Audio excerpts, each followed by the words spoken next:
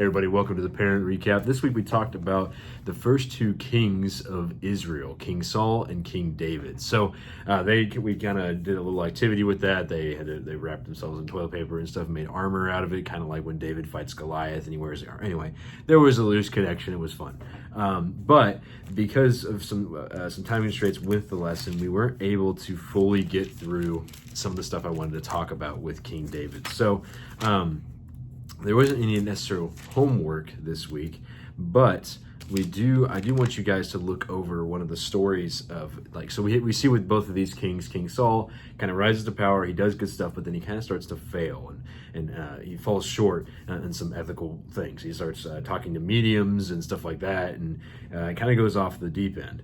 King David then becomes king, and he does awesome stuff. He fights Goliath, he beats Goliath, he does all this other stuff, he grows the kingdom of Israel, but then also he has this issue with David and Bathsheba, this wife of one of his generals. So that story is found in 2 Samuel chapters 11 and 12.